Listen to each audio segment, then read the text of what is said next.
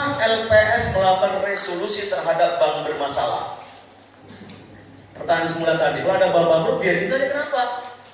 Toko sepatu Sabinggu itu juga dia bangkrut, dibiarin saja, gitu kan ya? Perusahaan-perusahaan itu banyak bangkrut, dibiarin saja, gitu kan ya? Perusahaan tambang itu, batu bara, harganya turun, bangkrut, tutup ya, nggak ada yang ngurusin, gitu kan ya? Kenapa bang harus diurusin? Kenapa begitu ada masalah diberesin oleh LPS? Tujuannya yang mau kita jaga ini, kita mau menjaga stabilitas sistem keuangan tadi ini. Karena kalau sistem keuangan tidak jalan, ini bermasalah, perekonomian kita ini nggak jalan. Perekonomian ini nggak jalan, kehidupan kita ini nggak jalan.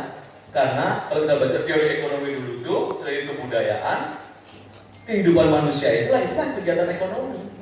Kegiatan ekonomi nggak jalan, kemanusiaan nggak jalan juga. Kira-kira gitu ya, menyangkut harkat itu ini. Ini sebenarnya mau kita jaga efek domino.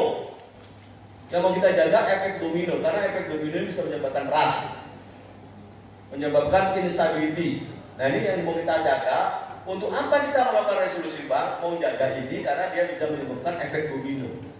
Efek domino bisa mengganggu sistem perbankan. Oke ya. Nah, efek domino, kenapa bisa menimbulkan efek domino? Seandainya, ini yang melawan oke, kita yang kedua, kalau dia tidak bisa diselamatkan, maka kita akan melakukan penyelamatkan, kita akan menutup bank itu. Tidak menyelamatkan, artinya menutup bank itu. Pekerjaan LPS 2. Yang pertama, ngebayarin bahasa sana itu, membayar simpanan nasabah.